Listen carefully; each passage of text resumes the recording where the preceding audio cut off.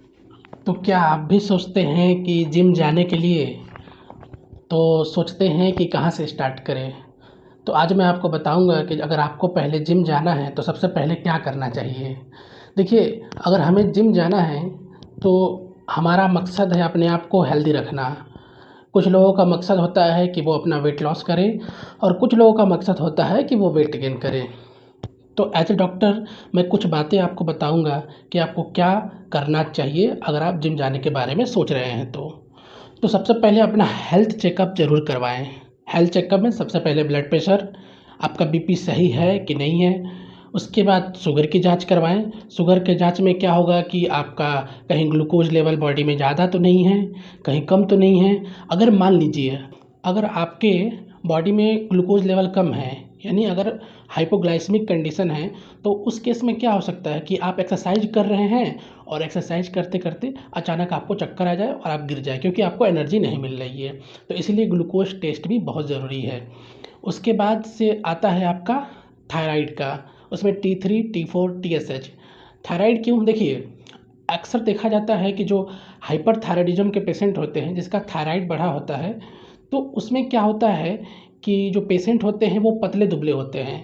तो हमको ये पहले पता होना चाहिए जो मेरा ये वेट गेन नहीं हो रहा है उसके पीछे कहीं ये तो कारण नहीं है कि मेरा जो है थायराइड लेवल बहुत ज़्यादा है, T3 T4 का लेवल बहुत ज़्यादा है जिसकी वजह से मेरा वेट गेन नहीं हो रहा है। दूसरा कारण क्या होता है? हाइपोथायराइडिज्म। हाइपोथायराइडिज्म में क्या होता है कि जब आपका T3 T4 लेवल कम हो जाए, यानी TSH बढ़ जा रहा है, ठीक है? तो उस केस में आपको बोलते हैं कि हाइपोथायराइडिज्म है।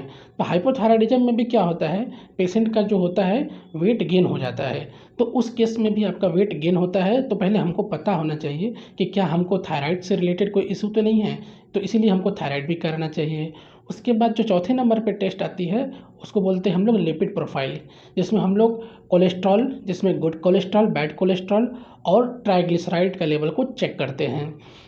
तो अगर आपके बॉडी में कोलेस्ट्रॉल लेवल ज़्यादा है तो एक बार डॉक्टर से ज़रूर राय ले लें, फिर उसके बाद आप जिम स्टार्ट करिए। तो अगर आप 25 साल तक हैं तो आपको ये 4 टेस्ट इनफ है। पहला ब्लड प्रेशर, दूसरा शुगर की जांच, तीसरा थायराइड का और चौथा जो होता है वो है आपका लिपिड प्रोफाइल। तो अगर ये 4 टेस्ट करा लिए आप तो इनफ है, आप उसके बाद जिम जा सकते हैं।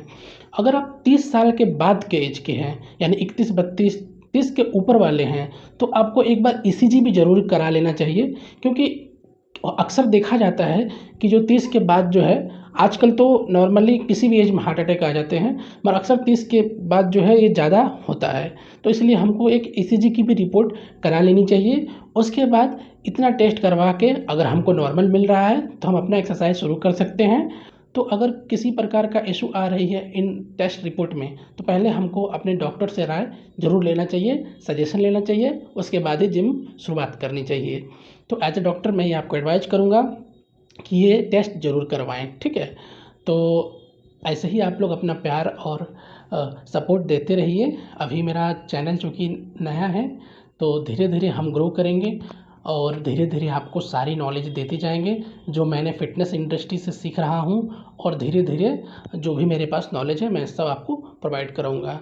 तो फिर मिलेंगे किसी नेक्स्ट वीडियो में, तब तक के लिए धन्यवाद।